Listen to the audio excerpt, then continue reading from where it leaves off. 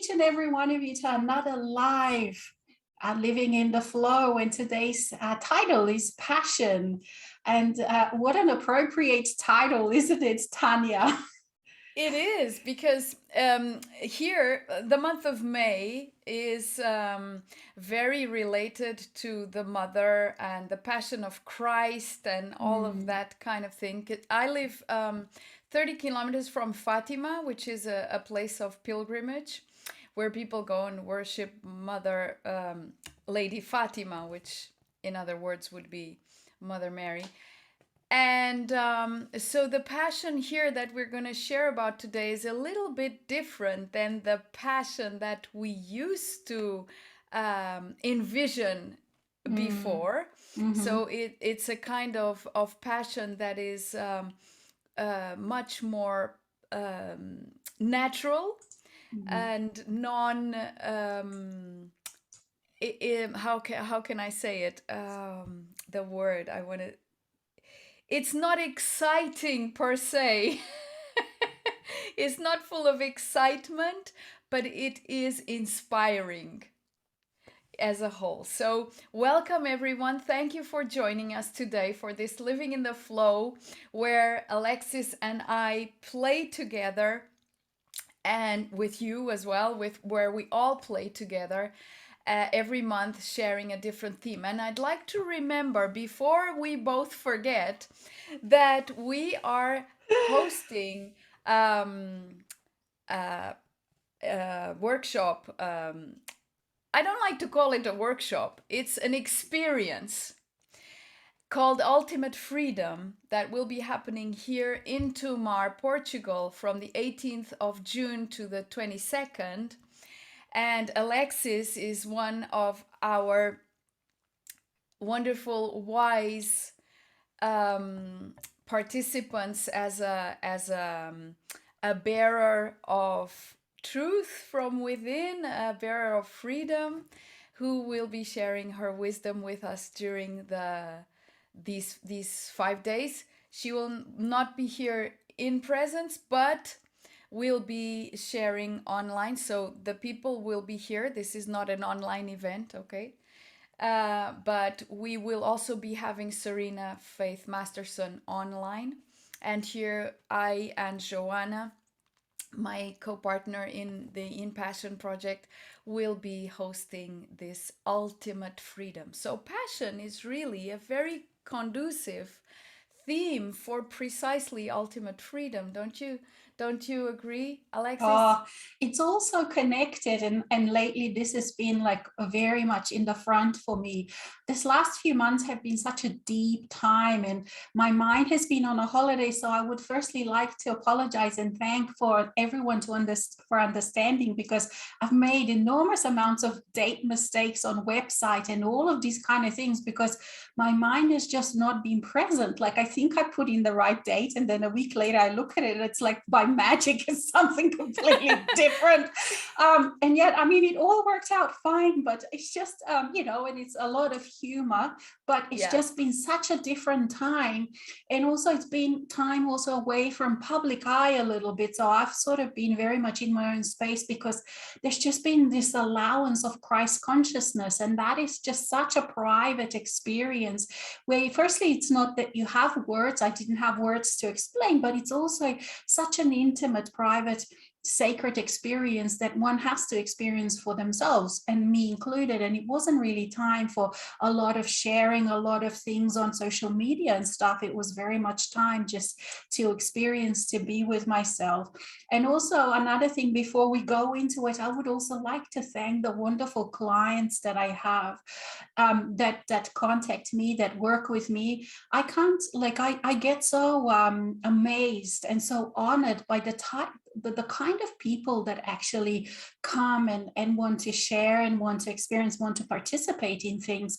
They're people with magical stories, incredible experiences, and so much heart and so much love. And that I really want to say thank you, because you enrich my life in such incredible ways. And I'm amazed by you every time, I'm amazed by all of you, and what you're experiencing, and the richness that you bring to my life.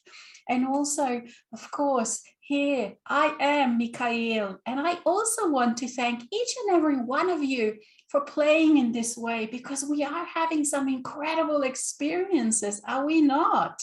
Each and every one of you are touching that part of you that is sacred, that some of you call soul, that some of you call higher self. It matters not what you call it, but you are starting to really appreciate your human self, this sacred part of the soul, because so much of the human history, this part was downtrodden, and in this lifetime, because of your experiences also, you have perhaps felt that you were the unappreciated, depreciated part of perhaps of who you are. You didn't feel your value, and yet you are this incredible part of soul, that soul has released, has freed itself to go into this void where there was nothing before, to go into this reality and create physical reality through you, because it is not like the physical reality is created first and then you come in as a human.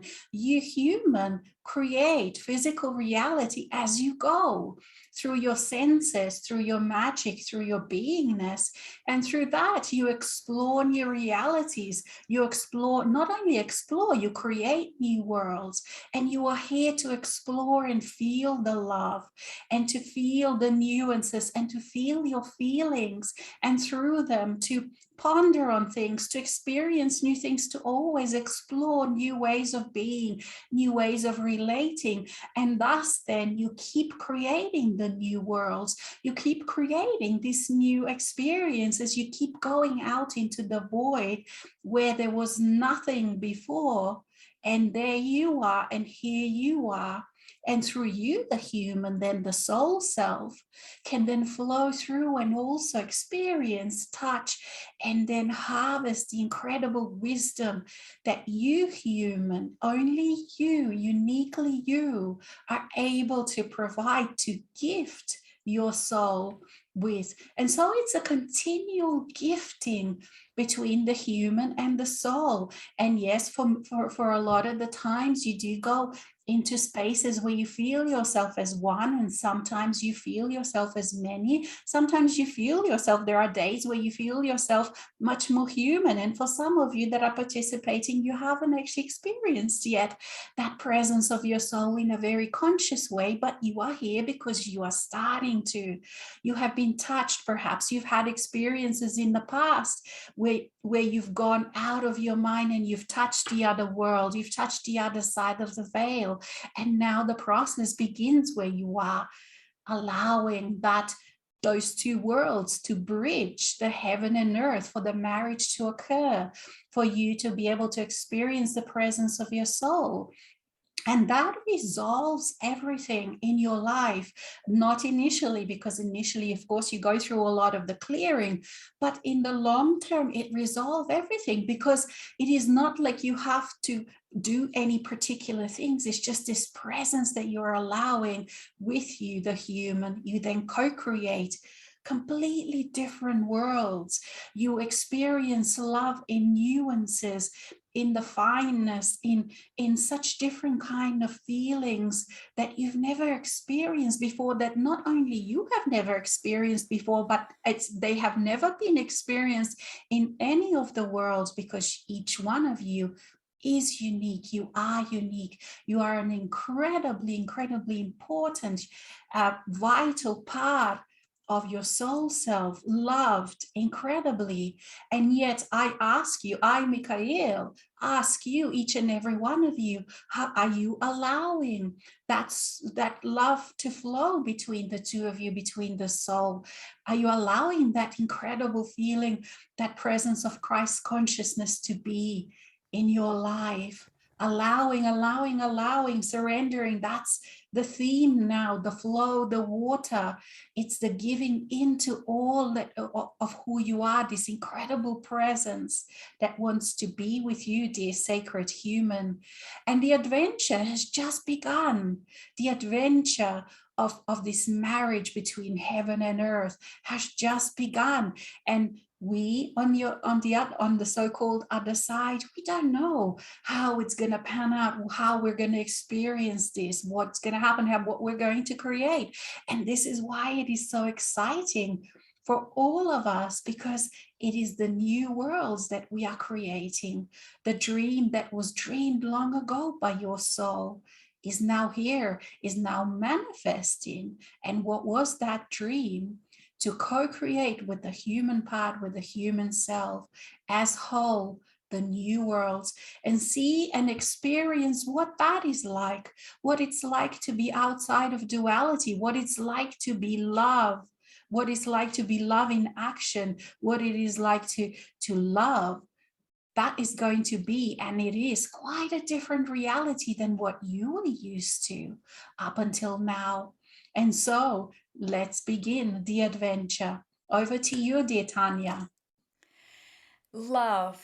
Love is that everlasting moment. It's like once you really step into that love affair between human and divine, there's nothing else really. And the other day I was hanging up the washing, and all of a sudden I was feeling, geez, wow, how lucky am I that in every single interaction there is love. Every single interaction.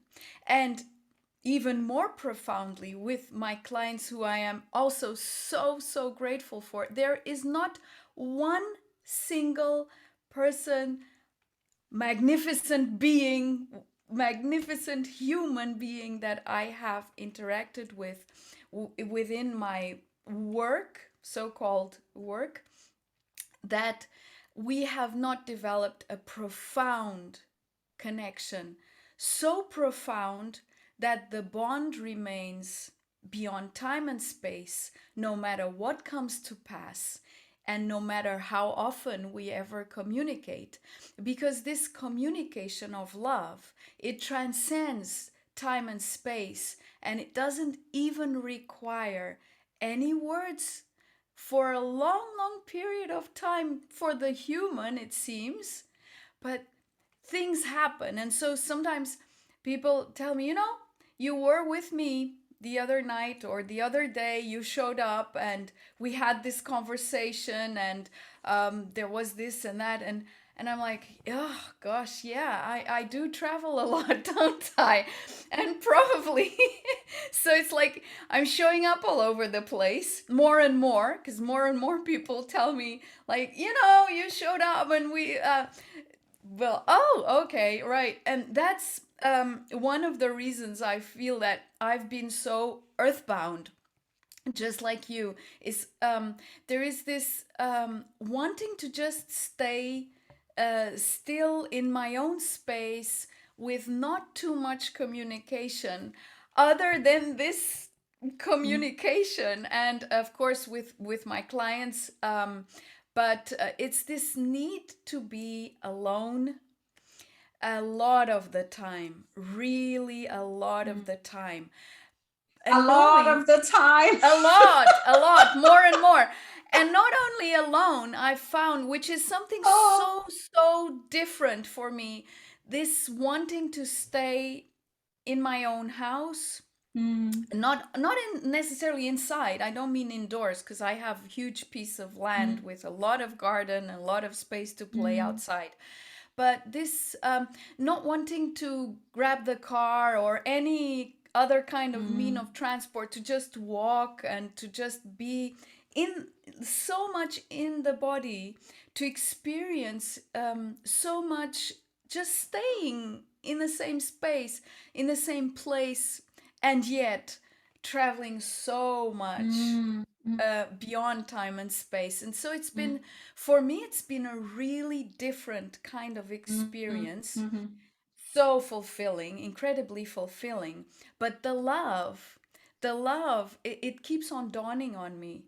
And I've recently coined the name of miracle assistance for what I do, because I just assist people to realize the miracles that are right there that they are producing, because everyone is producing what we usually call miracles because they seem sort of out of the ordinary. Mm, mm, But the thing is, they are hiding in plain sight. So mm, sometimes the miracles are happening at the same time mm, as a person is perceiving the opposite. Is mm, perceiving something really dreary, something scary, whatever. And but at the mm, same time, exactly at the same time, there is a miracle unfolding mm, in that person's life. A miracle because it seems whoa, absolutely transcendent. mm, And so the thing is, it's just a little adjustment of perception, and with that tweak, where we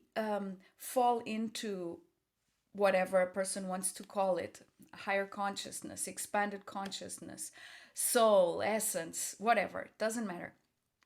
It's just that, boom, you bounce into that, and all of a sudden, what you see is completely different than what you were mm. seeing a second ago. And And this everything is is then sacred, isn't it? And this is the right, thing, is that everything. everything is sacred. And this is what Michael was talking about as well. It Right, is that, like as human, we just saw ourselves as so downtrodden, as so like disconnected. And yet when you exactly. actually can actually perceive what an incredibly sacred part of your soul the human You part are. is, each, and Yes. then everything you experience, even those dreary things, the depression things, are this how can I say, an expression of God into physical reality. It is the feeling, you're feeling the spaces, you're Mm-hmm. exploring, you're making up mind, is because all of these things you're exploring, how you are the creator, who you are, how you create, because then you can then realize yourself as a creator and then create new worlds based on all of the experiences, because then okay, this is not good. I'm not gonna add this to the new worlds that I'm creating, because I've Right. experienced it and it's not that good. I didn't like it, simply that. And so everything in everyday life, and to actually then live like this, it is Mm-hmm. such a, like, it's like just like you become this bubbling thing. You just keep bubble and bubble A and bubble, bubbling because spring. yeah, A bubbling yeah, spring. because you just this happiness just keeps bubbling, and perhaps you can see all these terrible news around in the world, and you just keep bubbling and bubbling this joy. It's like, and especially when all that ancestral stuff that we've taken on lifts, which it has in the last few months. I don't know whether you noticed, Tanya, but in these last few Oh. months, this ancestral, one day it just was gone, and I'm thinking, wow, I am actually now really finally, I can be me, not Mm-hmm. not that ancestral thing who I thought I was. And it's all of this kind of me, it's just bubbling up, and it's quite different than what I thought before, when wearing that mantle of ancestry. And that ancestry has been clearing forever, like, there've been layers and Yeah. layers, and every time you think, wow, that was a huge clearing. 2 years ago I was thinking, wow, that was a huge clear, and it was, but that because there are such layers, it just, this time it feels like, okay, now it's gone.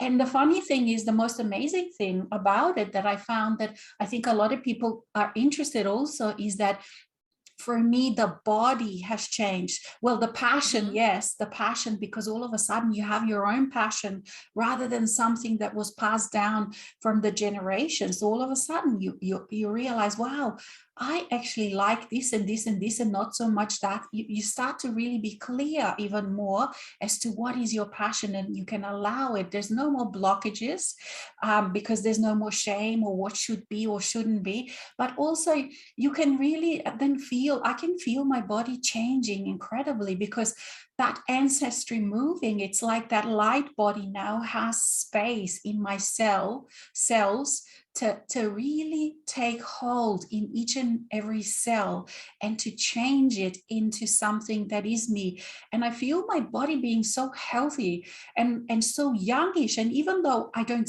I wake up quite early again before sunrise, so not much sleep because there's so much happening. And as soon as I wake up, there's just this Christ consciousness flowing and this incredible love that I feel like I can't tolerate anymore. Stop, stop, stop. I can't tolerate. And then a minute later, yeah, give me more. It's kind of like it's actually quite funny because you become so lighthearted and funny with all of this, no more seriousness. And I joke with my soul, I joke with Michael, I joke with Saint Germain or whatever, whomever. It's just like this beautiful, incredibly happy. This is a real happiness now that in the last decade. There were glimpses, and there were glimpses in the childhood when I sort of glimpsed, okay, this is me. And then all that heaviness of the world came and pushed it down again. But now it's finally, wow, this now is here. And it's incredible how joyful, like you said, in this privacy of home, but all of a sudden there's all of these potentials that I didn't think I would be even interested in, like even feeling like a teenager with maturity, because there's all of these potentials that I'm thinking, wow, I'm going to explore this, I'm going to explore that, because as being the designated SND or the designated clearer in this lifetime, as a human, actually did suffer quite a bit, because there were so many things, and probably each one can relate with that, where you looked at other people and you tried to copy them, and it just didn't work out. There were so many things that were just closed off to you, and it was just had to do with not having these distractions. Perhaps it had to do with not having children, not having family, not having all sorts of things that you looked at other people, and it was so easy for others, so natural, and yet you tried and tried, and it's like the door was always closed. And it was because there was this huge integration in front of you, and so the soul was very much involved. It's funny because before there was this feeling soul is somewhere else, and yet now I realize, so there was never anywhere else. It was never anywhere else. It was always so present. It was always guiding. It was always, you were always safe as a human, and you were always guided. And unfortunately for the human also in this life, there were some things that it wasn't time, because you had to integrate. And so this is for me now, I'm experiencing, okay, now I'm realizing, wow, I didn't do it when I was 20, I didn't do this when I was 30, but now I'm going to do it, because now I am finally free. The big job is behind me, it is done, and now it's like, wow, I can just do anything I want. So it's a very kind of different time then. And this also has to do with passion, because as many of people know, with passion you lose passion through this integration, because you lose that human limited passion, the passion that was given to you by ancestry, perhaps by mass consciousness. And then for a few years, maybe you feel completely passionless, even things perhaps like sports or whatever that you used to enjoy. When you go through this full-on final integration, you lose, because instead that passion gets wiped out, gets released, so that your real whole soul passion can come in. And that, like Tanya said at the beginning, it's very, very different. It's quiet but all encompassing, and has such deep feeling, and it has such deep, this bubbling of joy present with it, and it is completely invincible. Like there is nothing in this world that can stop it, that can put it down, that can even that can even muddy it or anything, because that also was, for some people, it is fear. They feel that, wow, if I bring the soul into this harsh reality, it may get lost. It's not true. It actually, it can't be lost. It can't be even a speck of dust is not wiped out of it. It's always full and complete and fully present. So this is my passion. Sorry if I talk a lot. Over to you, Tanya, but there's my passion just coming through.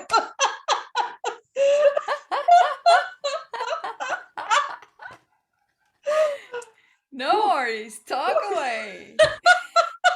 That's fantastic.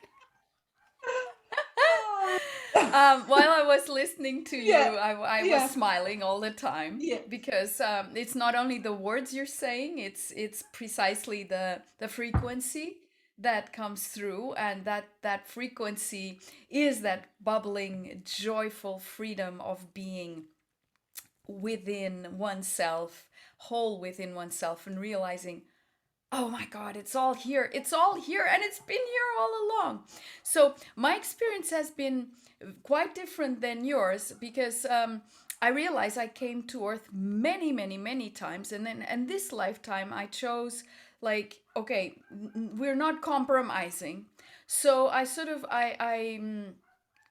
didn't know this, obviously. I only knew this when this happened, or a while after it happened, actually.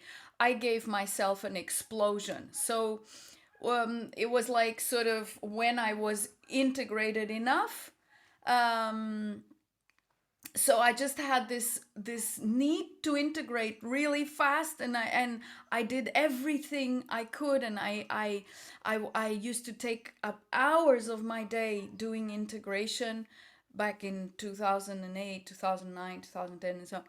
And it was like doom, doom, doom, doom, and it's so much that I would get exhausted, because it was so much energy that was released in so many lifetimes. I mean, I lived everything, every possible best and worst anyone can dream up. I lived it. But then I got so stuck with that, because coming to Earth became a passion, but in the other sense, it was kind of like so seductive, such a passion to come here for whatever, like, let's just go and experience another whatever. Let's now be a murderer.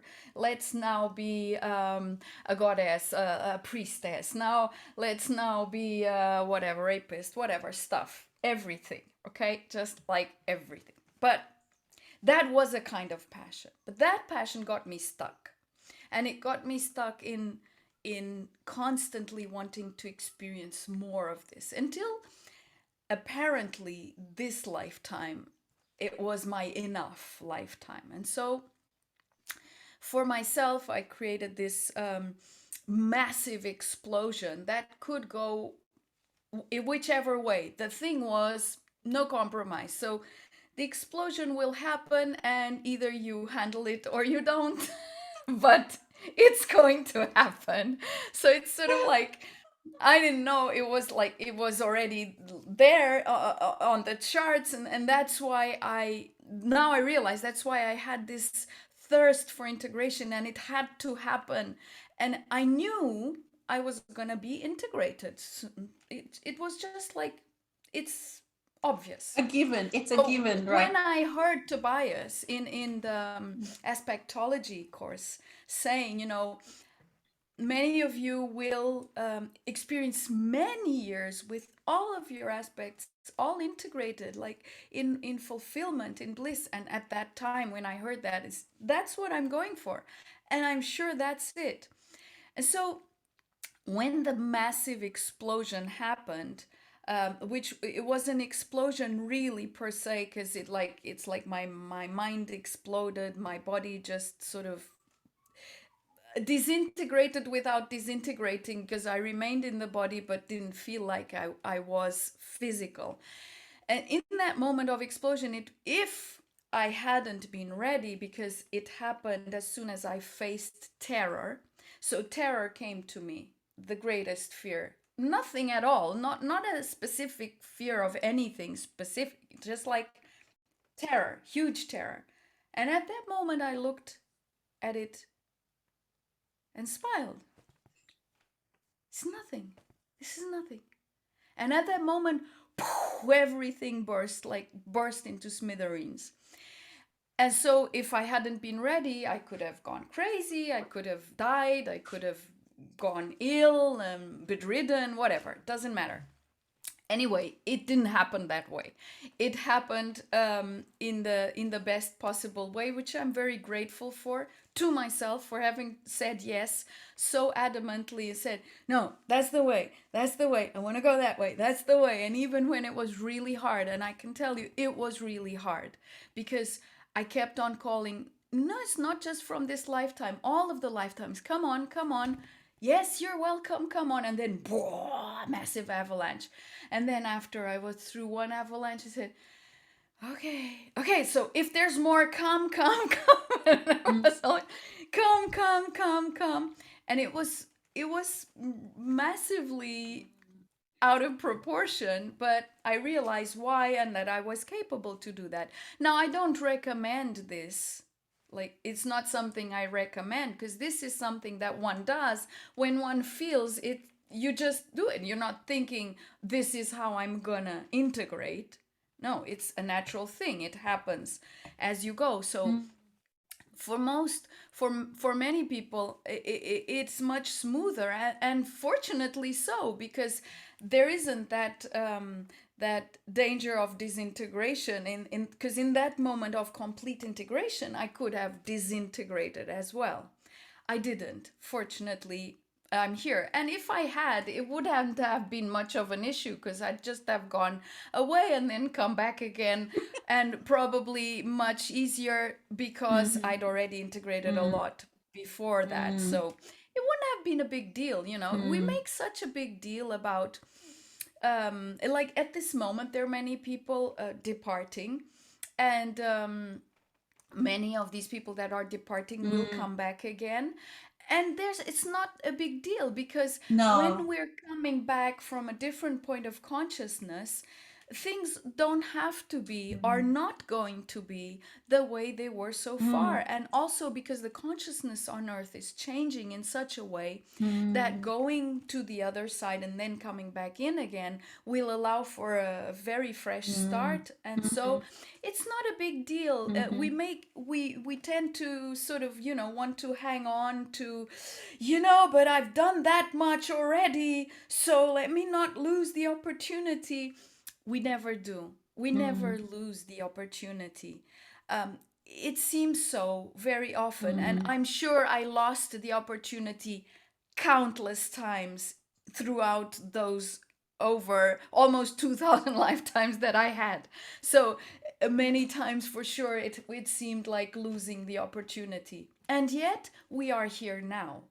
I am here now, you are here now, we are all here now having this conversation, and nothing was really lost. So, if anyone listening is going through a big avalanche of overwhelm with Mm, integration, with stuff coming, and feeling completely discombobulated, chill. It's okay. It does pass, and you're mhm, not losing the opportunity because you can't. And the mm, reason why you can't lose the opportunity is because you are the exact expression of your essence in that moment. mm, So, mm, whatever it is that you're expressing or experiencing, mm, be it the darkest of the dark of the whatever it is adding up to your pool of mm, consciousness. And what does that mean?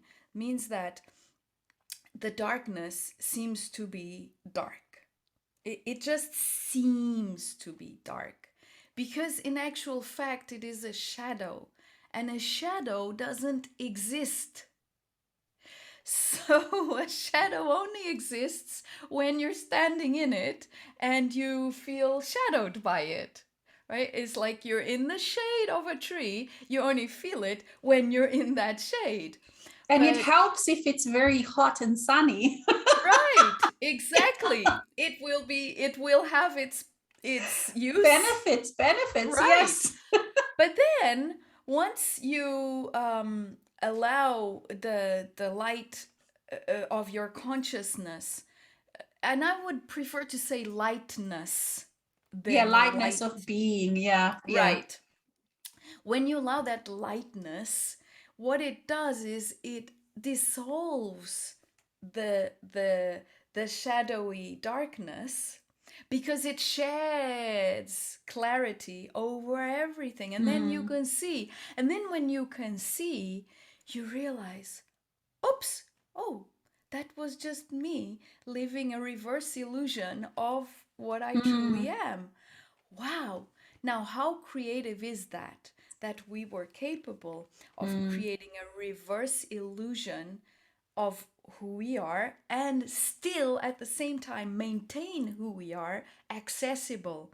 So at any moment, if you take that deep breath, that is the click moment, boom, you realize, oh wow, that's me. I'm also this. Mm. So it's just that shift of perception. Now going back to what I was sharing before. So for me it was an explosion, of course, after having done a lot of integration. And after that, it's like everything, the rest of whatever needed to dissolve dissolved at once. But that doesn't mean at all, and that's why I'm sharing this, that this happened 9 years ago.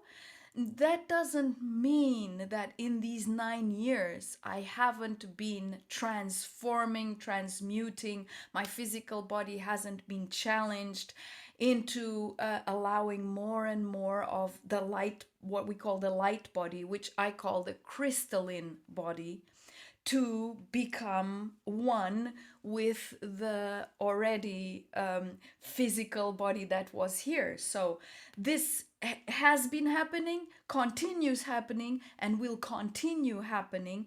And it is at times painful. At times you just feel like disappearing because it's like nothing makes sense around you. Because once you have a clarity about things, only compassion can be the guiding light.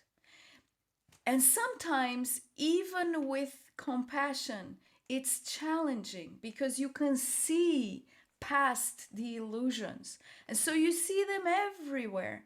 And so there are moments where you just have to step back and say, okay, I accept absolutely everything just the way it is. And it's not that it's happening in your own reality, most of the time it isn't, but you can just see through everything and everyone, and that is a challenge in itself. But on the other hand, this bubbling joy, this gratitude, this love is so, so, so vast that it easily just comes through. And what I found is, whenever I am seeing through massive illusions that are out of proportion, it seems to be like, why is this still happening on earth? You know, Mm. that kind Mm. of feeling. And I look at that and I realize, oh, the reason I'm now perceiving this is simply Mm. to bring in another perspective. And so just by seeing whatever it is, so facing it, so we don't live with our head buried in the sand. No, not at all. Mm. We are aware of what's going on. Mm-hmm. So sometimes to some people it might seem like we're very airy fairy and living Mm. in the clouds, and no, not at all. Mm. We're living, yes, this bubbling joy because it's here, it's all the time. There is this peace. Since that moment of my explosion, as I call it, the peace never went away, ever, ever Mm. again. So the peace remained and expands and it grows, and the silence, it just grows and grows and grows. It seems impossible. How can it still grow? I mean, it's already so silent, and then it grows and it grows, and the compassion. So Mm. I realize when we allow ourselves to look at stuff that is not, you know, nice to look at, like that no one really likes to look at, but we look at it and see it from a different standpoint, because we can't see it in the Mm. same dualistic, limited way we saw it before. So we're seeing it from another perspective, though, of course, we won't go and condone crime or whatever. No, but we're seeing it beyond what it Mm. just seems. We're bringing in a possibility, we're bringing in a potential to that Mm. situation, to whatever, just by looking at it, Mm. just by not running away from it, just by not pretending it's not there or I it's com- not yeah. happening somewhere. And then all of a sudden it smooths off. Like, it doesn't mean mm, that that situation there, wherever it's happening, changes immediately, but there is a smoothing where the compassion comes in and mm, things just. So it's like things pass through us, like we're a sift, and things mm, pass through us, and the darkest darkness stays to be transmuted, and then mm, it moves forward. So my last 9 years have been years of living incredible joy, incredible beauty, just incredible miracles and all that, but also, and at the same time, big challenges. The physical body has been very, very challenged. I've gone through moments of extreme discomfort. And whenever there is a new calibration, because there are periodically new mm, calibrations of frequency, the more the body becomes crystalline. mm, So whenever there's a big shift of that, like we're clearing more mm, of the, as you say, the ancestral humanity, basically, as a mm, whole, not even as a family kind of thing, is the humanity thing. When there's these shifts in the physicality, the body goes through a very sensitive kind of period where we feel even more, and so it becomes a little bit uncomfortable to be in certain environments, and then it adjusts. There again, it is smooth, and then it's comfortable to be in those same environments, and it's fine. So basically what I'm getting at is respect yourself all the time, 100% of the time. And just because you achieve, it seems like you achieve something, right, by being realized, conscious, whatever, it is not an achievement. It is a journey, and the journey goes on, and it never ever ever ends, because we are infinite. We are infinite beings. So it's not like we have a kind of an arrival point. Okay, now I've arrived here. That's it. Sealed. Nothing else to do. No more evolution. Nothing. No, obviously. So when the passion goes away, which it happens to every single one of us on this path of expansion, um, that's not the end of the line either. It goes away, fortunately, so that we can release the old concepts of passion, what we thought passion to be, and then start experiencing the passion of Christ, which is the crystalline consciousness. And that crystalline consciousness is naturally enlightening. And therefore, whichever dark corners might have existed disappear within that crystalline consciousness, because it's transparent. Nothing is hiding within it. This is one of the things I felt most strongly, the fact that nothing is hiding. We and don't that need to hide and from that is anyone or for ourselves. ourselves. And that is, I found, like you maybe you found too, is this just such an ecstatic experience where you actually don't have to hide.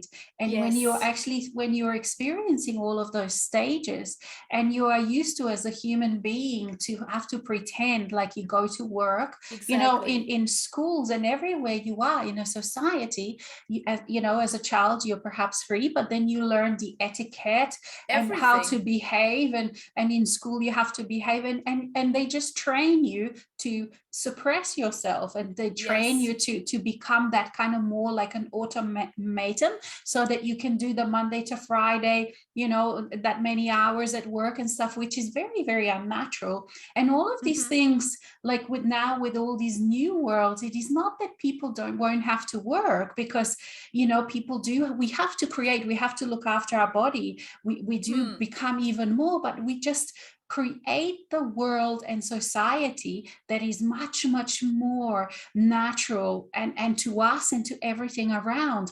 And this is what is actually quite amazing when you actually allow this presence, how like you can create. And that's what like each one of us, for us within this world that is still so unfree, within the people that are still so trapped in slavery, and not just like in a working way, but how they perceive, for example, love. Like I Mm. used to think love was actually slavery because you were bound to really toxic things. Yeah. You were bound to having to help others that didn't want to help themselves, and they, all of that feeding, energy Mm-hmm. feeding, and all of that. So there was a lot of to extricate yourself from. But now there really is a way that each one of us have experimented perhaps and found a way to live within this space, but in a very natural way. Like I find myself that I now have space to if I need to sleep all day, like have to keep taking naps because it's a huge integration day, Mm. I Yeah. can. I don't have to do. And it all works in such a beautiful harmony and this balance that it's like the waves come and all of a sudden I have a clear day where I don't have anything and I can just completely relax into doing whatever I need to be doing or not doing. So and having the free time, being outside of that Monday to Friday. For me, Monday is a wonderful day now because it doesn't Yeah. exist, in that old way. And so we find this way to really become much, much more natural, and the human self can relax and allow this abundance and flow of energy to come from this presence which looks after, because you allow, for those of us that perhaps haven't had experiences with positive parenting, many of us have experienced quite hard perhaps childhoods and stuff. There comes a time where you meet that divine mother, and there comes a time when you meet that divine father, and the divine father and mother, it's like what people really miss. That's because they do. And it's that ideal that a lot of people don't experience, that also comes. And it does look like a dream initially, but then you realize that what I perceived, I realized when I sort of became really conscious of my divine masculine and feminine. And not that I want to focus on that as much, but I'm just saying that those parts that have felt abandoned by parenting, and perhaps that's like an angelic journey where we left the heaven and the paradise, and it feels like we've been abandoned by God. And that's why there's such a mythology within the human stories about this, because so much of us can feel that. Know that there comes a day when you meet within you that divine sacred father and that divine sacred mother, and then you can then allow that union, and it can allow the feeling of being taken care of, the feeling of being loved. And that's another beautiful experience during all of these integration times, because it is this then that then gives you ability to allow the flow to happen, to allow the abundance to happen, to allow yourself to feel safe, to give yourself to this greater presence. Because you do need to surrender, you keep Mm. surrendering, and you keep Yeah. allowing yourself to be seen, and you keep going into this kind of really ecstatic experiences. But they're not like you said, this airy fairy. They're very real experiences of this incredible being able to just be seen for all the what you thought were flaws. And that is so refreshing from what we were taught as a human being, that you have to hide, that. And that is what happens to people. They have these double lives where you have to hide parts and just sort of put a best face forward. And here you actually, the soul wants you to reveal everything to it. It wants you to give everything to it. It wants to see and perceive and take pleasure in every part of you, because it considers every part, even those parts that you think are dark, it considers them an essential part of itself. And so like these shadowy parts for me now, I mean, I can be cruel easily because I know cruelty, but Yeah. it doesn't really feel to me as a shadowy part anymore. So all of the parts now, none of it feels dark. None of it Yeah. feels that I can't look at it. None of it feels horrible. I can just, oh yeah, that part, yeah, that feeling, no problem. It doesn't mean I have to act on it, and I wouldn't, because now with love and compassion, and love has changed enormously. You know what it used to mean for me? Love used to, like, when you look at other people also, for example, today I had to giggle, not in a good way or whatever, because I do macro photography. And so in the group where you have those kind of little insects and spiders and butterflies, there are many people still that they will say, well, I love all of these creatures, and then they show you what they have, and it's they've killed them all and they stick them on a pin and put them on a wall, and that to them means love.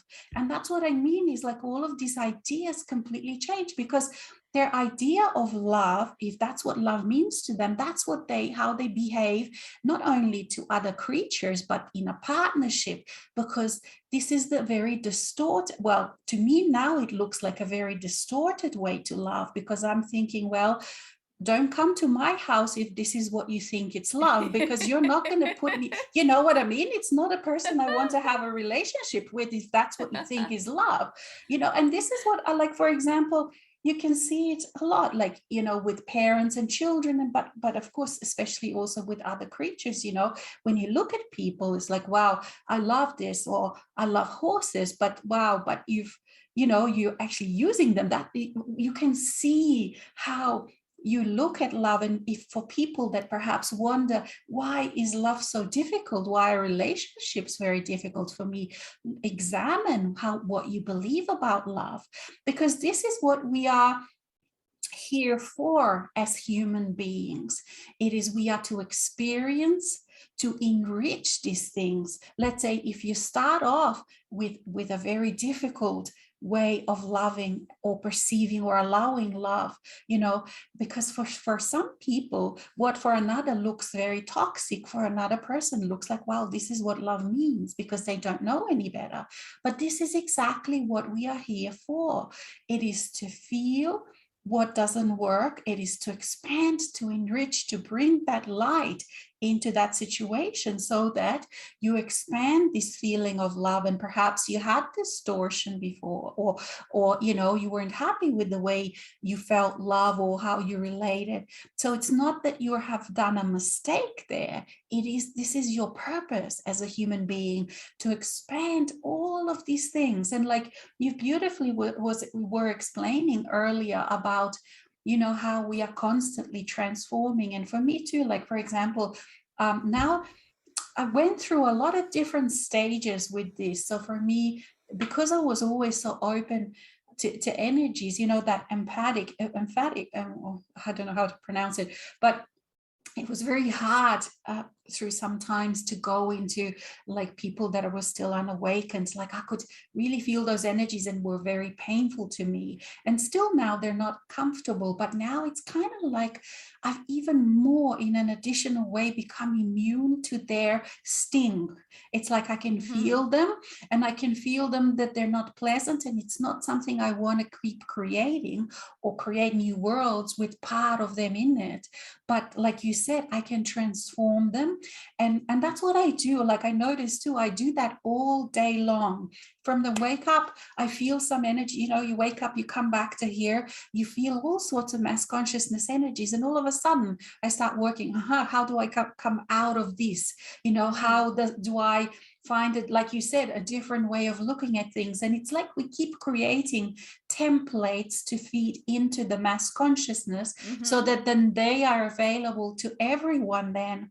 And then the next day you see how some scientist or someone else somewhere else has come up with this idea that you were thinking a day before, and it's like, wow, look, they picked up on that idea from the mass consciousness that I've put in there. And this is what all of us that are at this stage, that are integrated or partially integrated, are doing continually. We're just creating these ways out from the stuckness, the humanity. Mass consciousness is and was so stuck, but now there's all these solutions to everything, because we continually come up with these energetic solutions, and we feed the templates all the time.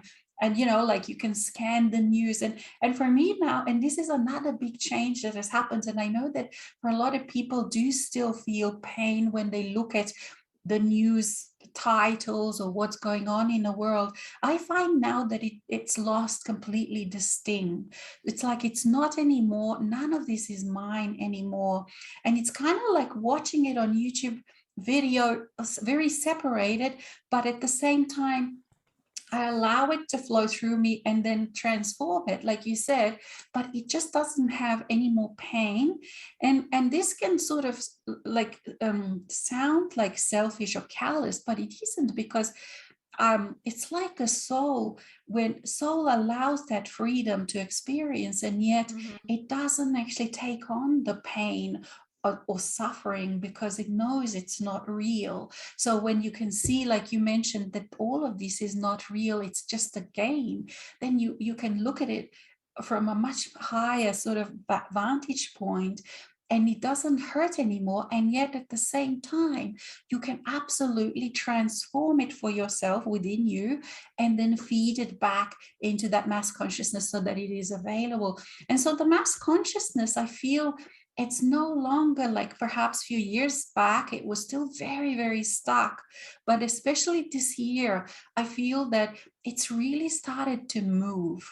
It started to move, it started to expand. And you can feel by, like, you can look at the news and say, wow, they're now acknowledging there that are UFOs, and perhaps, like all of these kind of things. It just means that it's all opening up, and there are people, for example, big people, perhaps not politicians yet, but there's so much happening that is just expanding with these ideas and new ways of doing things and new solutions for all of the issues that people thought, that they cannot be resolved. And this is all because of the work that we're doing, because it's like we're putting this elasticity, the flow, into the mass consciousness.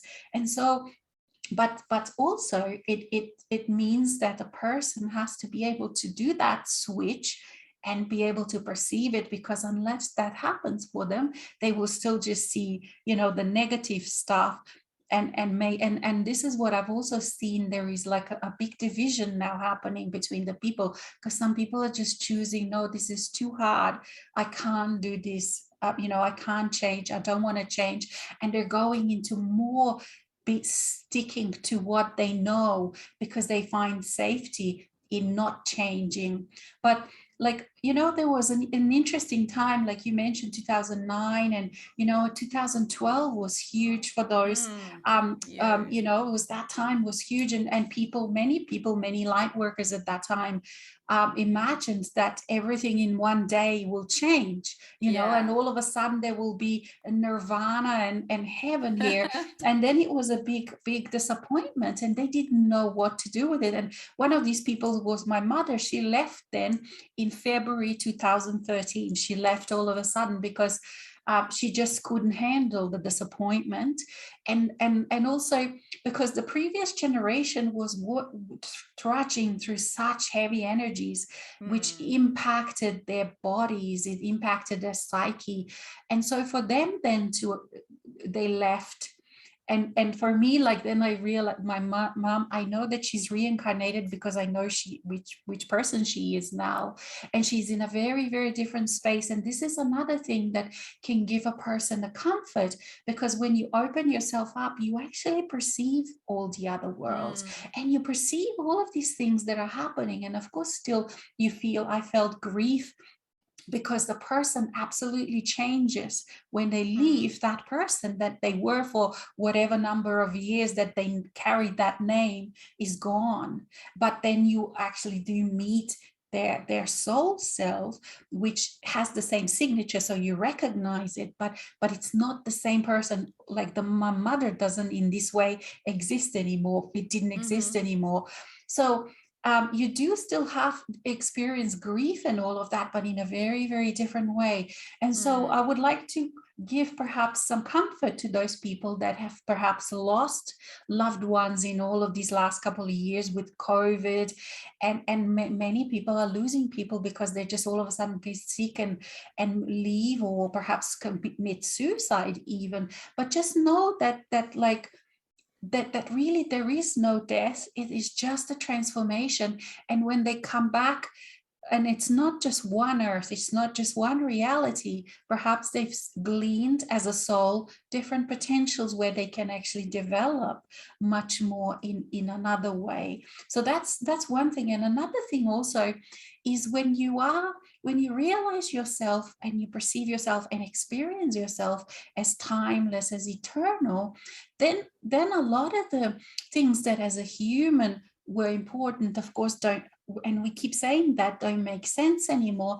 And one of them is that a person will forever be something to you, the same thing. And so you really have to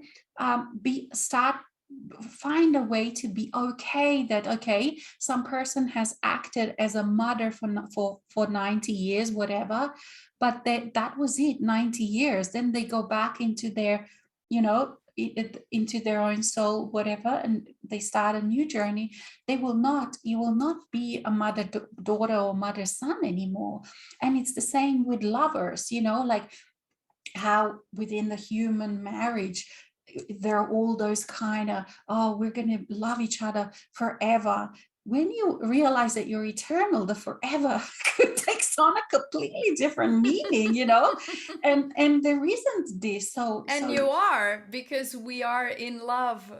That's our nature. We are in love, but we don't not in stay married.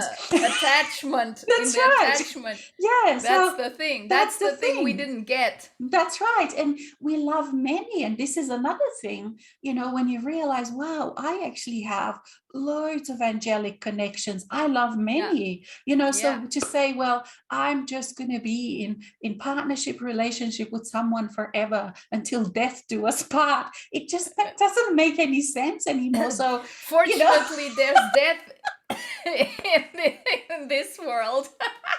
Exactly, because we would really be in trouble. I mean, this other side actually operates in quite different way than and so as this part of yourself that is human, you do have make a lot of different adjustments. And like you said, you go through all of these things. You look at, okay, what does this now mean to me? What does marriage mean to me? What does lovers mean to me? What does parenting mean to me in this new context? And this is actually quite a lot of fun. Like I quite enjoy. This is one of those parts that I really was made for. When I realized this passion, what is this passion? Part of my passion is because I do love finding ways out. Like, when I sort of see some kind of title somewhere, some bad news title, to find a way out. It's like, it's just something that I love within myself to find, with feeling, with thought. Okay, how do we find a different perception, perspective? And then I call upon my, all my soul self. I allow that part to be present, and we work it out together, and it's just a beautiful way to, and that's why we're so busy, and that's why we need just maybe sitting on some bench, and that's why we also need a lot of time, because by ourselves, because we're not really by ourselves.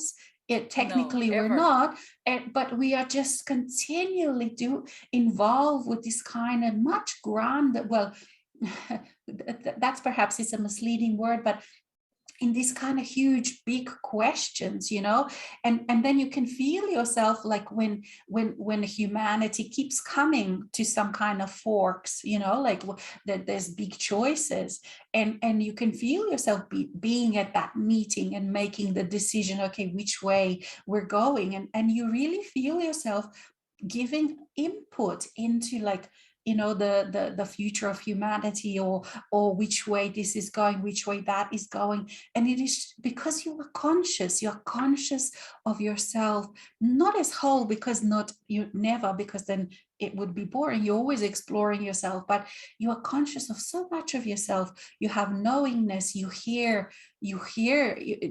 there's this instant communication, and you are part of this much, much larger world.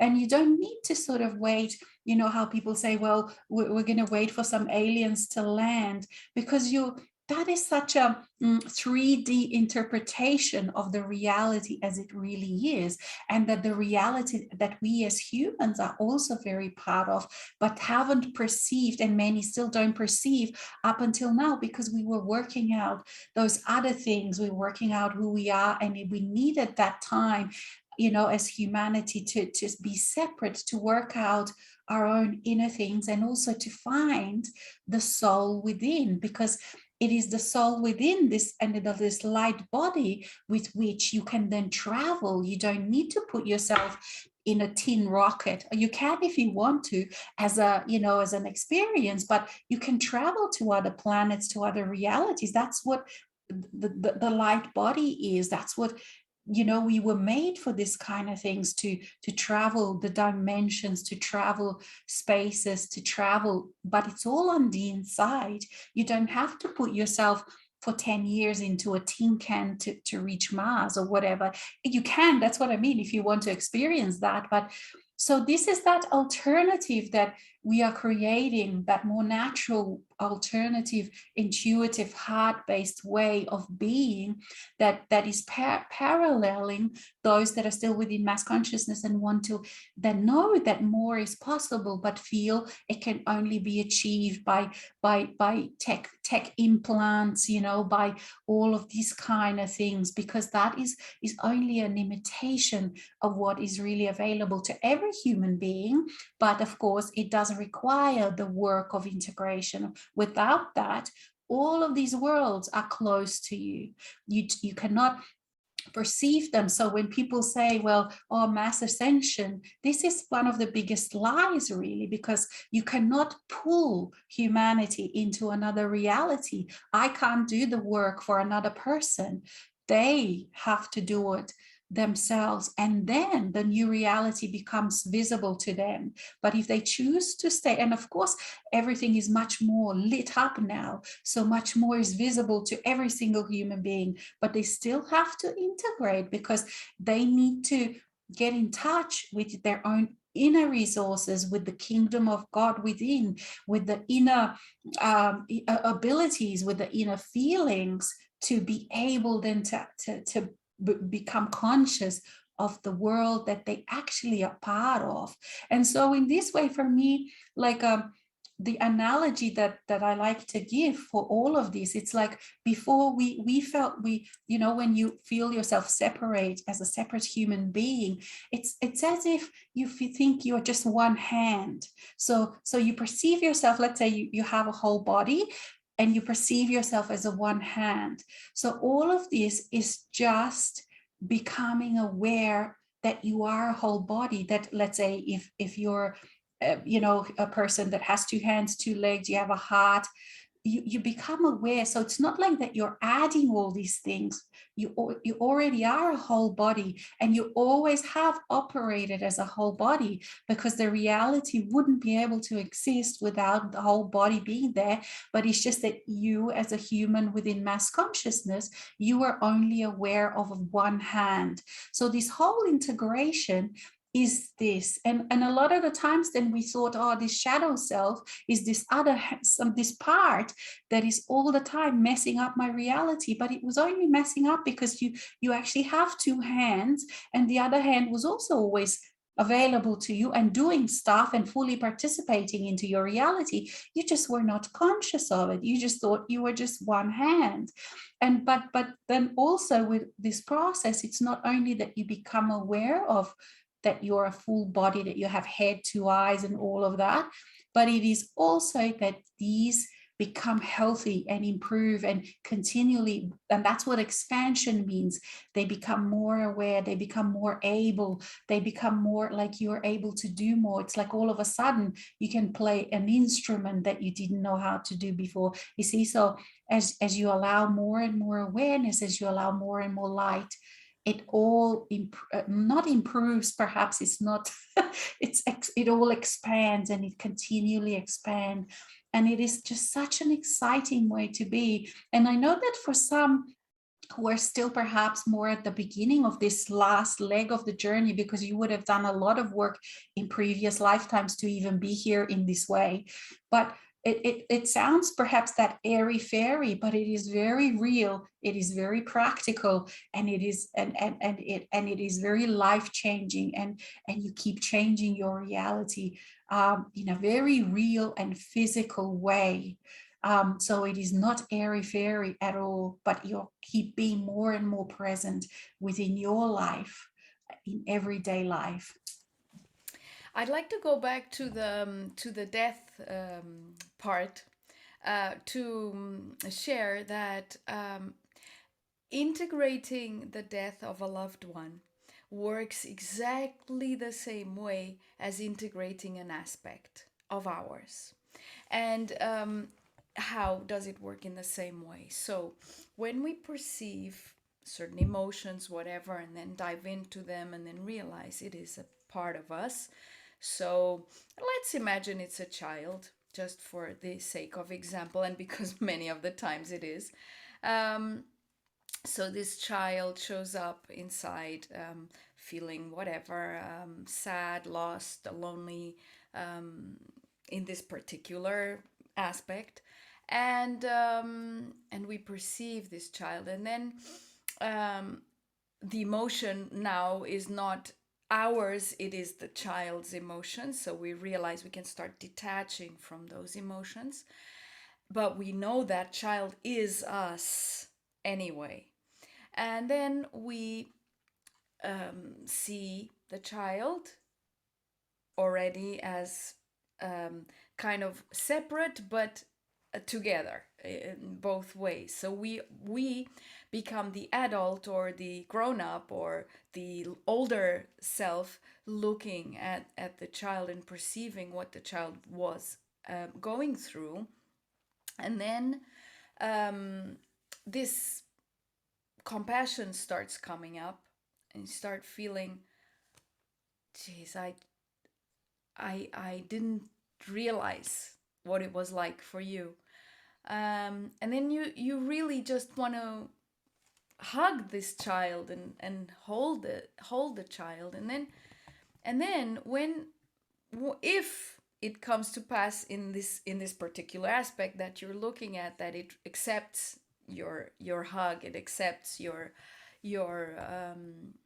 your presence, and starts trusting you immediately, because that doesn't always happen, that sometimes takes time.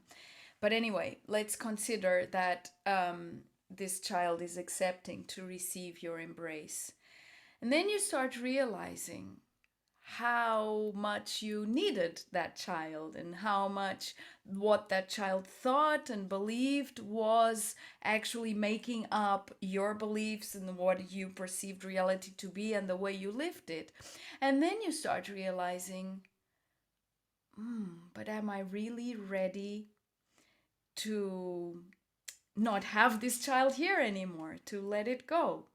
Because once the the complete love takes place, once you and the child are no longer separate, and therefore the child trusts you completely to take care of everything, and you feel so fulfilled that you're finally able to embrace this child.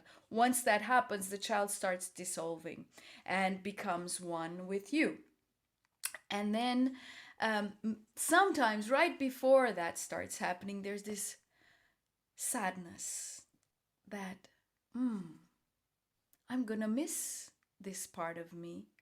After all, you realize, after all, this part of me has been so present in my life, has been such a good friend. So you've been partners, you've been friends, you've been living this story together for so long, that when you realize that that child is really going to dissolve, and so what that child was is no longer gonna be, in that form, because when that child dissolves, it will still remain, but it will remain in the essence, in the innocence, in everything that was covered up by whatever trauma created the emotions and so on that blocked it there, to hold that whatever emotions it was in time and space until you were ready to deal with it.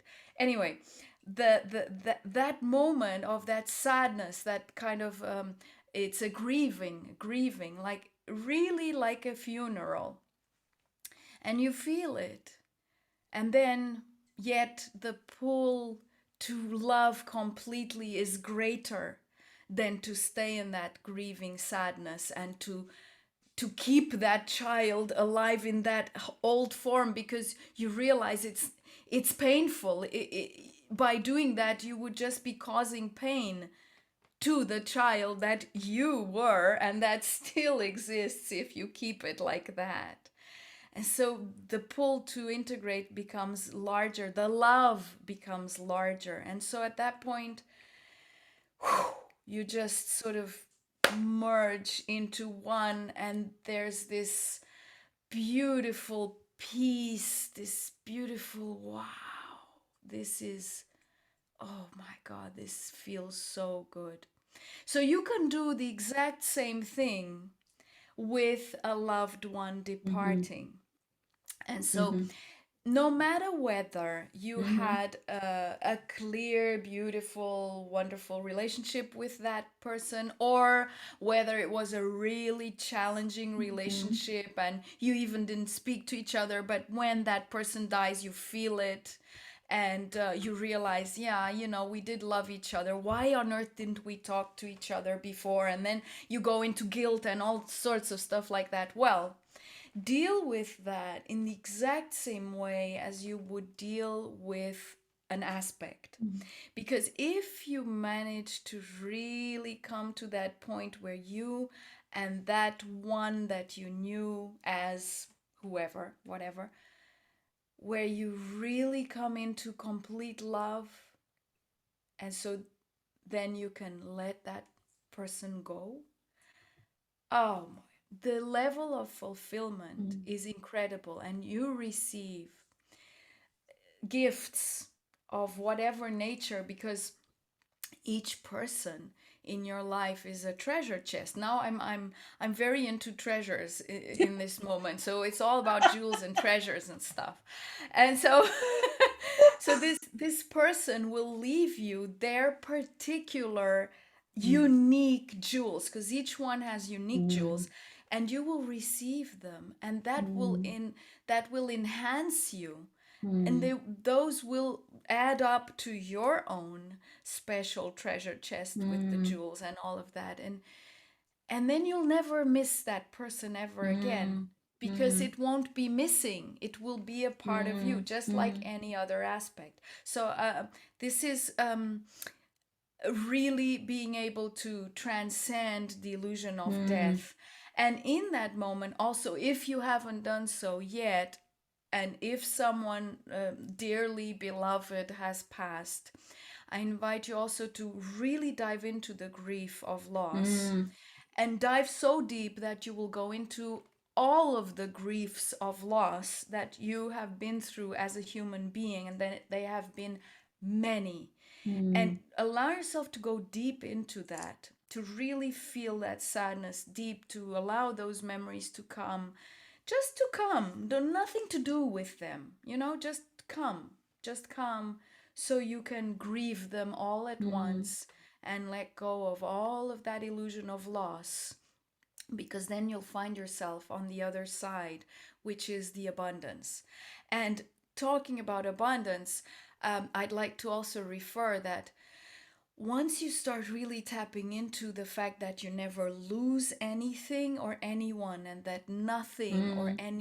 or anyone is ever missing, then you have this perception, this awareness that life is super long. So, I like constantly, there's this saying, people say life is short, and I, it's no, it isn't short. It's super long.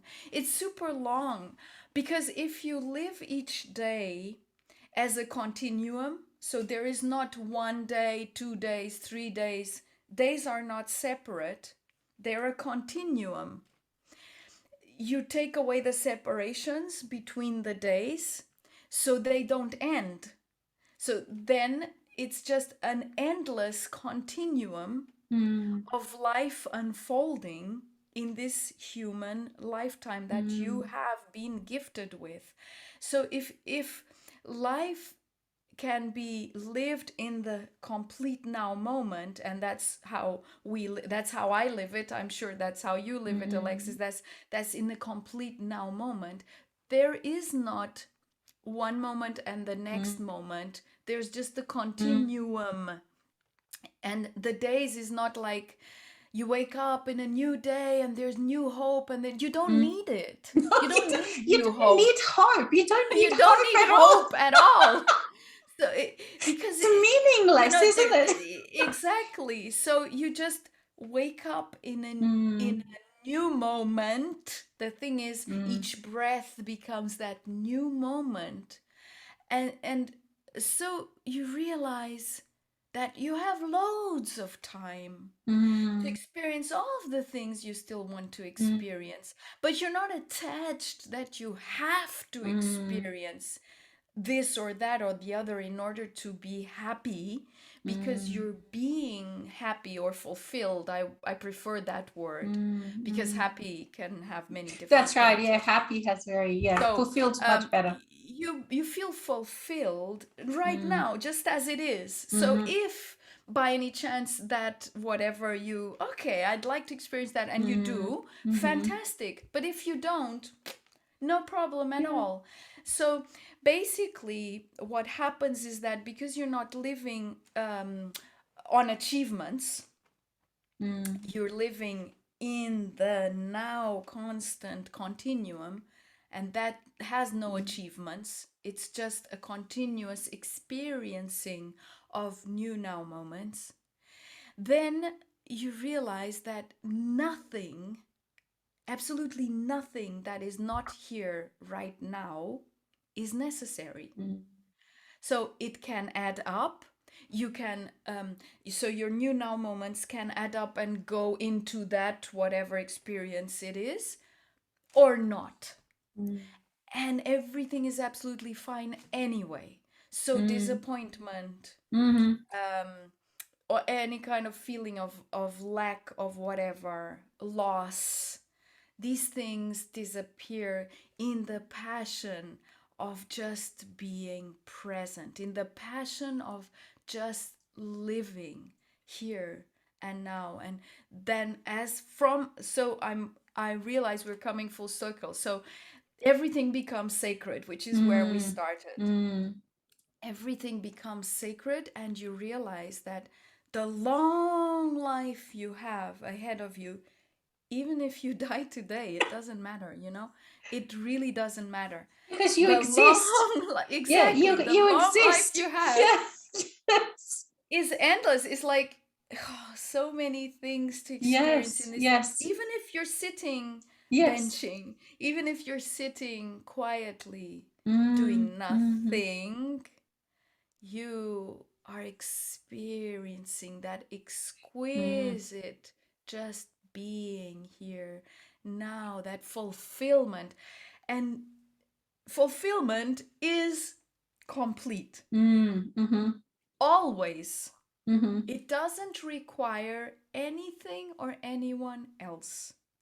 It doesn't require any other moment. It requires nothing. Fulfillment is complete. So, in this fulfillment, which is the passion, it is living the passion, but it's completely different from all of the ideas of passion before. You realize everything is so simple. So absolutely simple. And there you just give up on fighting for or against or whatever, making effort and so, and you just surrender. And then in that surrender, you discover you've lost nothing, because the greatest fear of the human self in surrendering is precisely losing something. Eventually, um, I've come across during in my work, it's really creative because I come across all sorts of different kinds of aspects with people. And so one is being afraid of losing, of going out of existence. And that is totally impossible. You cannot go out of existence because you are a being that exists. So, yeah, you might go out of this lifetime. You might, those aspects that are not wanting to integrate will go out of existence in the way they were, but they won't go out of existence completely, because the consciousness of all of that which they have achieved, perceived, learned, lived, experienced, whatever, stays. So nothing really goes out of existence. If some weeks ago, some months ago, whatever, I was having this perception, geez, even if I wanted to, I can't stop existing. Like, I know, that's annoying at I times. might as well make this a really great moment. That was, I must say, like when the human self was, during the integration, was so pissed off at soul at times, and I want to stop existing, and it's like I can't, and it's so annoying not to be able to just cease being. You can't. You can't. And this, you've explained it in such a beautiful way, Tanya, and it relates like with that death and dying, and it relates with that all being one's own energy, isn't it? Because it is in our own energy we create. Other people inspire us, but we create that image of them. So that always stays. And when we are present, like everyone experiences these things a little bit different. And also so for me, that experience was what was I going to say? When there was an experience of this person dying and grieving, and that I thought at that time, 10 years ago, a decade ago, was natural. And I, like you said, I went into deep grief, and then all of that. And then, but it doesn't stop there, because we keep expanding. So for example, now, then the next level of understanding is that, wow, okay, this person, for example, my mother, always lives within my energy, and it belongs to me. And then there was that next experience when I realized, wow, so I'm at this smorgasbord, everything is now. So all of the past lives are still now, and all of the events of this lifetime are in the now moment. And that was so much joy when I've actually experienced that, because I was able to, for example, let's say, go to my teenager self, and I realized that all of those beautiful things initially wasn't beautiful, because what I met was all of those blockages and blah blah blah. But once all of that is integrated, then what stays is that I can actually feel that period of life where I was a teenager self, and now that part also is infused with the presence of the soul, and also keeps changing. And this was a beautiful experience, because before, as a separate human being, it was like, wow, you have some memories and some people that you lost, and yourself as a perhaps 3-year-old, where you were perhaps beautifully free or whatever, all of those beautiful things that actually then all the life up to now becomes incredibly beautiful and sensual, because all of the hard traumatic things I've integrated. And now when I'm in the now moment, I can just visit that space. It's like a room of myself, of the teenager. And that teenager also is growing and is now interacting. And it's just beautiful when the soul part comes in and hugs that and interacts. And there's just this incredible way of being where nothing is lost, but all is transformed and all is freed. And this too is actually interesting, because not every soul being does experience this in this way, and not every soul being, and I'm not talking about an individual human, but I'm talking about a soul being, experiences freedom. There are like the people, you can actually follow in the history, the people that are all into the freedom and always have been, and into mystery, it was the same soul self beings that had aspects and facets within this. Within the universe, within the larger universe, there are, so it's not like they're all heaven out there. That's why the earth was also created, because to resolve what was the issue before the earth existed. And the issue is that all the different soul beings have different ideas of things, and some are much more controlling. And you can also see by, let's say, different nations where some nations are going into much more control. It is because those soul it's not because humans have actually done something wrong, but it is because it's the nature of those soul beings. So we're all kind of, even as a soul being, learning how to live within the reality where there are so many different aspects. So many different ways of perceiving and living and experiencing. Because once there was one, and it exploded itself into many, and we are the many, and all the many, it exploded itself into many because it wanted to experience so many different unique things. And that's why each of us are unique, and we're all learning how to find ways of living in peace with each other. And so it is extremely exciting. So being in the now moment, you can experience that peace, and you can experience how you can be all these different, what you used to look like oppositions, now are quite beautifully work together, even though they still perhaps are having opposite opinions, but you can find there is just peace throughout the whole, and the expansion and the love and the respect.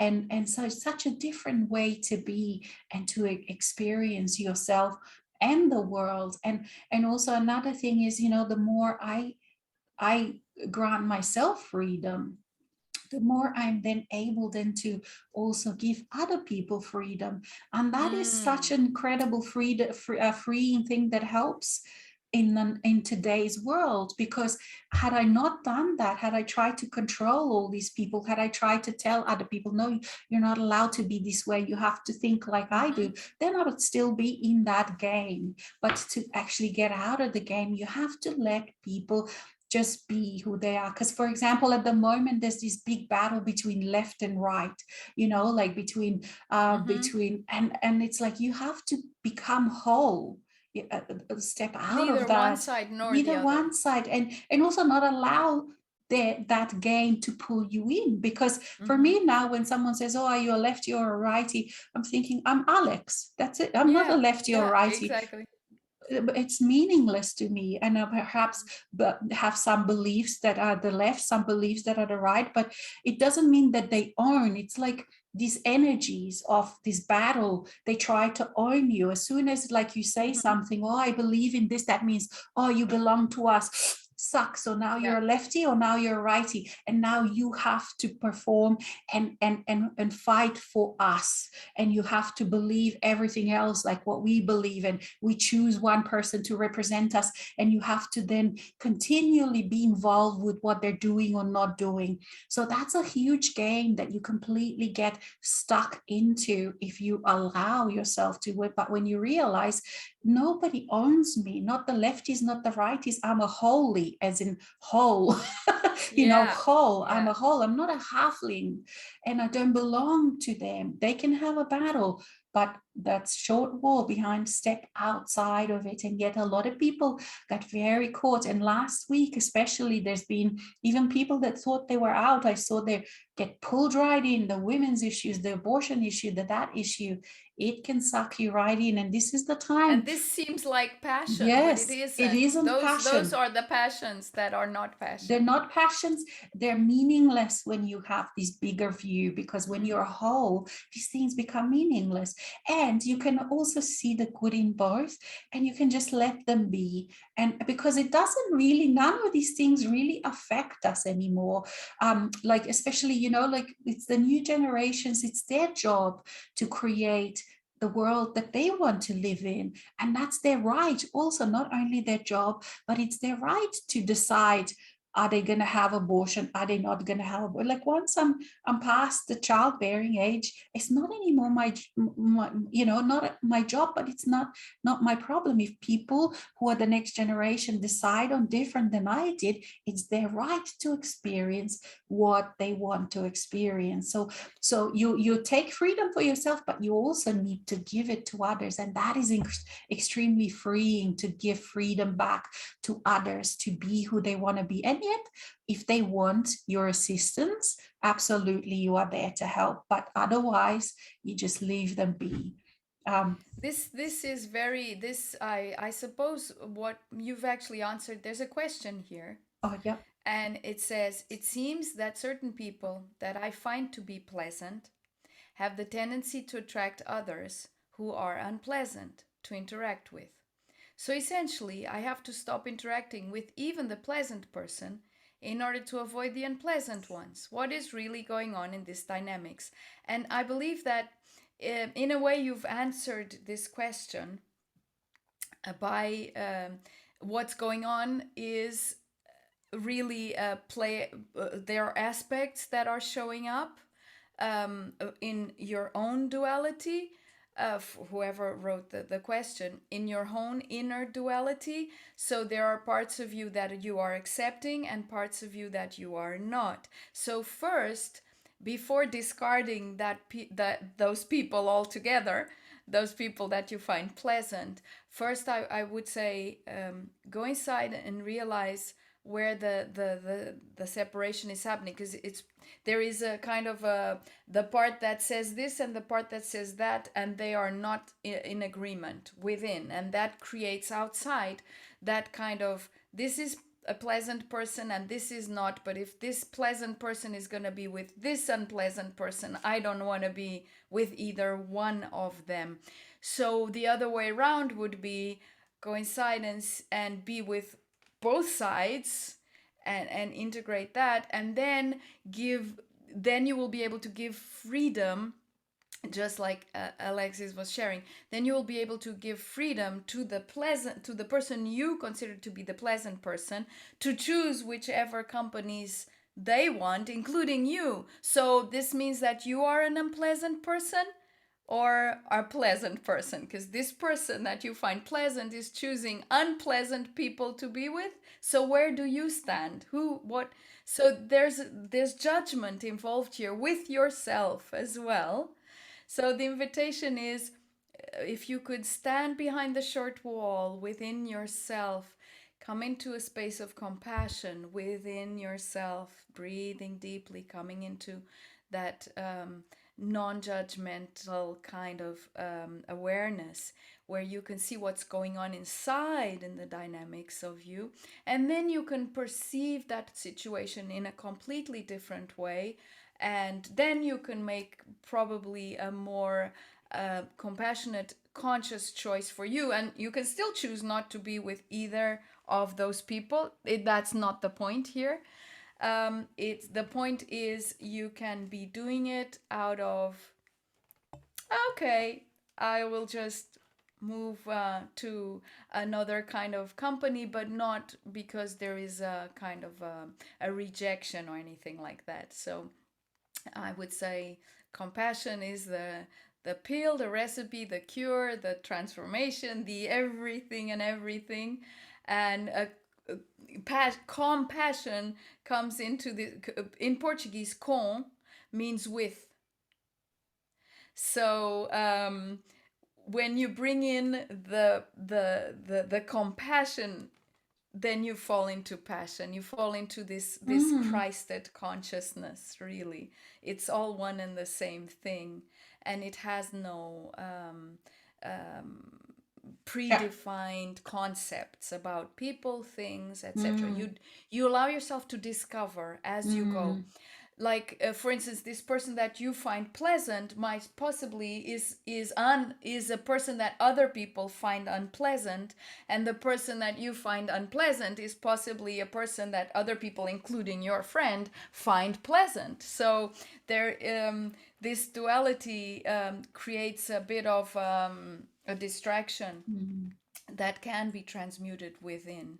And yeah, And that's it's it. also an opportunity, because if something is triggering you in another Yeah, person, that exactly. means there is something within you that has a hook upon which Right. this trigger hooks.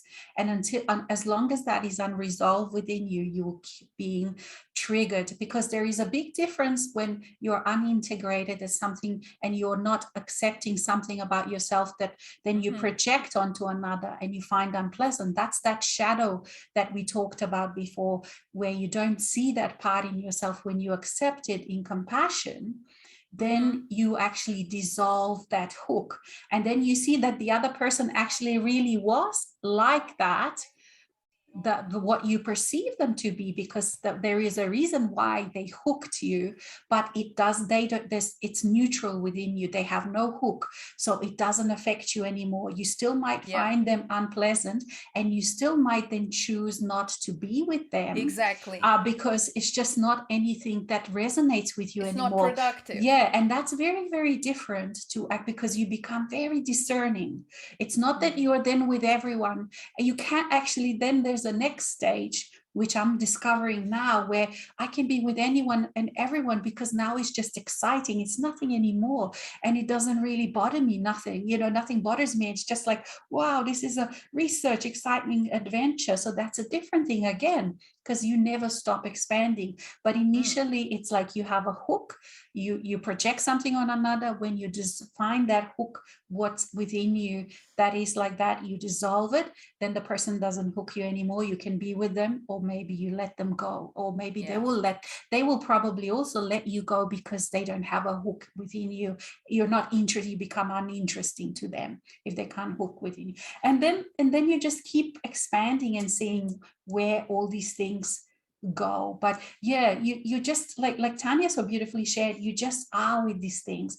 You allow your soul presence, you allow your compassion, whatever you call that, and then from there you dissolve, you integrate, you resolve, because all of the things that you need for this are within you already. But you need to be present, you need to stop, you need to breathe, because you need to learn how to use your inner abilities. You need to learn, not how to even learn how to use them, you need to be able to start perceiving that you actually have them in the first place. And if you don't give yourself that time, then you never will discover them. Yeah. So I believe we're We're done. already, it's like, it's very rich and yummy share here, and there's a lot to dive into. And and you are a part of it, so thank you, every single person that is with us today and afterwards, because within the timelessness of who we are, there is no none of that. So thank you very, very much for bringing this juiciness, this yumminess, into this interaction, into this flow that we enjoy so much. Thank you, Alexis, as well, for the passionate, bubbly joy of sharing of wisdom. And this, it's like we blend. And at a certain point, then there's you and me, but then there isn't, and then there is. Same thing with everything else. It's a beautiful dance, and thank you, dear Tanya, for dancing in this way. And thank you each one that has participated. And until next time, we will both upload the video also to our YouTube channel, so check out our website. And also thank you for each and every one who contributed, who donated. You know who you are, and we appreciate it, and we accept with gratitude. And until next time.